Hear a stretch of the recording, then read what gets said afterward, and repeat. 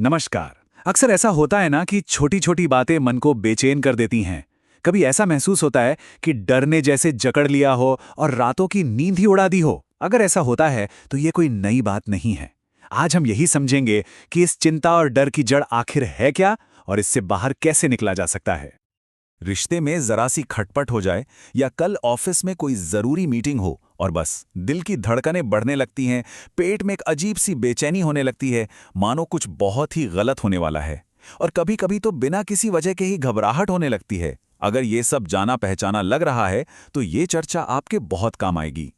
सबसे पहले तो ये समझना बहुत जरूरी है कि ये कोई अनोखी समस्या नहीं है। दुनिया में लगभग हर इंसान के मन में ये बेचैनी कभी न कभी उठती ही है। ये मन का एक तरह का स्वभाव है। और अच्छी बात पता है क्या है? वो ये है कि अगर हम मन के इन छोटे छोटे खेलों को पहचानना सीख जाएं, तो जिंदगी अचानक बहुत हल्की और सुकून भरी लगने लगती है। तो सवाल यह है कि ये डर आता कहाँ से है। सच तो यह है कि डर कोई बाहरी हकीकत नहीं है, बल्कि एक मानसिक फिल्म है। एक ऐसी फिल्म जिसे हमारा दिमाग एक ऐसे भविष्य के बारे में बनाता है जो अभी तक हुआ ही नहीं है। सोचिए, ये एक ऐसी फिल्म है जिसे हम खुद लिखते हैं, खुद डायरेक्ट करते हैं और फिर खुद ही उसे देख के डरते हैं। साइकोलॉजी की भाषा में इसे एंटिसिपेटरी एंग्जाइटी कहते हैं। हमारा दिमाग, आप जानते हैं, एक कमाल का कहानीकार है। ये आने वाले कल की चिंता में डूब जाता है। अगर इंटरव्यू में फेल हो गए तो, अगर बॉस ने डांट दिया तो, ये जो दो शब्द है ना, यही असली विलन है। क्योंकि ये भविष्य के हर काल्पनिक खतरे को हमारे सामने एक सच्चाई की तरह लाकर खड़ा कर देता है।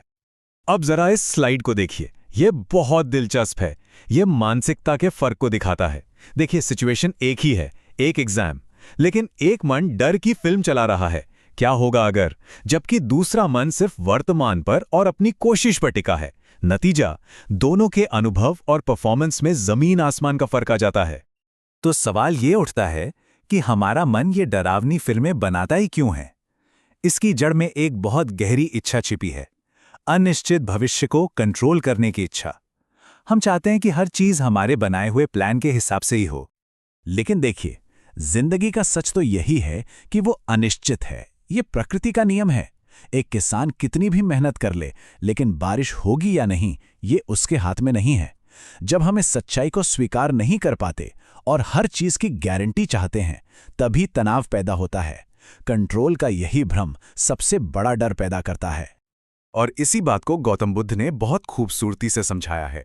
जब हम इस जरूरत को छोड़ देते हैं कि सब कुछ हमारी योजना के हिसाब से ही चले, तभी मन में शांति आ सकती है। जब हम जीवन को जैसा है वैसा ही अपनाना सीख जाते हैं, तब दुख अपने आप कम होने लगता है। अच्छा, कभी सोचा है कि सिर्फ एक चिंता वाले ख्याल से ही शरीर में इतनी उथल-पुथल क्यों मच जाती है? जैसे दिल का जोर-जोर से धड़कना या हथेलियों में पसीना आना। इसका जवाब हमारे शरीर के हजारों साल पुराने डिजाइन में छिपा है। हजारों साल पहले जब इंसान जंगलों में रहता था, तो ये सिस्टम उसे असली खतरों से बचाने के लिए बना था। किसी जंगली जानवर को देखकर शरीर फौरन अलर्ट हो जाता था, ताकि वो या तो लड़ सके या भाग सके। ये एक सर्वाइवल मैकेनिज्म है। और यहीं पर सबसे कमाल की बात है, हमारा जो ये पुराना सॉफ्टवेयर है ना, वो आज की मॉडर्न दुनिया के हार्डवेयर पर चल रहा है। शरीर एक असली शेर और एक जॉब इंटरव्यू के बीच फर्क नहीं कर पाता। आज के खतरे इमोशनल हैं, लेकिन हमारा शरीर आज भी वही पावरफुल अलार्म बजा देता है जो हमें बेवजह थका देता है। तो ठीक है, हमने प्रॉब्लम तो समझ ली। अब बात करते हैं सॉल्यूशन की। चलिए इस अंदरूनी हालत को संभालने के लिए 4 आसान अभ्यासों की एक प्रैक्टिकल टूल किट को समझते हैं। ये छोटे छोटे कदम हैं जो मन की इस दौड़ भाग को शांत करने में बहुत मदद कर सकते हैं। ये 4 अभ्यास समझिए कि चिंता के चक्र को तोड़ने के लिए एक रोड मैप की तरह हैं। हर कदम हमें भविष्य की काल्पनिक फिल्मों से बाहर निकालकर वर्तमान की सच्चाई में वापस ले आता है। चलिए इनमें से कुछ को थोड़ा और करीब से देखते हैं। पहला अभ्यास है सच को देखना, और ये एक बहुत ही पावरफुल टूल है। अगली बार जब भी डर या चिंता महसूस हो, बस एक पल के लिए रुककर खुद से ये सवाल पूछना है।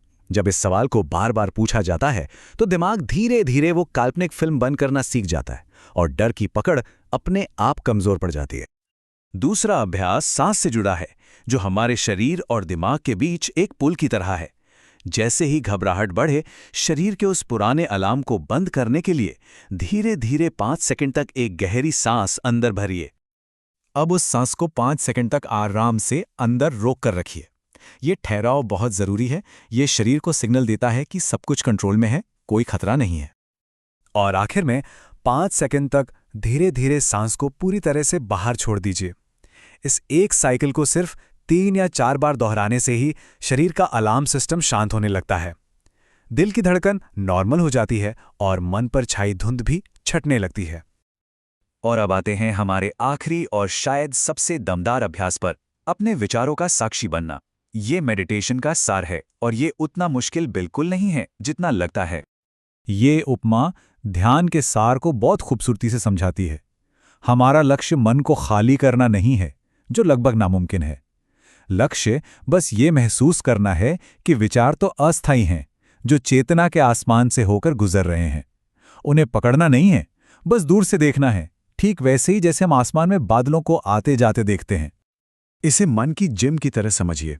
रोज बस 10 मिनट आंखें बंद करके बैठने और अपने विचारों को बिना जज किए आते जाते देखने की प्रैक्टिस करनी है। धीरे धीरे मन ये सीख जाता है कि हर विचार पर रिएक्ट करना जरूरी नहीं है, और जब ऐसा होता है तो डर और चिंता खुद ही हार मान लेते हैं। गौतम बुद्ध की कही ये बात इस पूरी चर्चा का निचोड़ है। हम अपने विचार नहीं हैं, लेकिन हमारे विचारों के साथ हमारा रिश्ता कैसा है, यही हमारे जीवन का अनुभव तय करता है। जिसने मन को साधना सीख लिया, उसने असल में जीवन को जीना सीख लिया। तो अंत में हम इस एक बहुत महत्वपूर्ण सवाल पर पहुंचते हैं। आज जिन भी अभ्यासों की हमने चर्चा की, वो सब इस पावर बैलेंस को बदलने के ही तो टूल्स हैं। मन की फिल्म का शिकार होने से लेकर उसके शांत और फोकस डायरेक्टर बनने तक का सफर। याद रखिए, डर को हराना कोई जंग नहीं है, ये तो बस होश में आने जैसा है।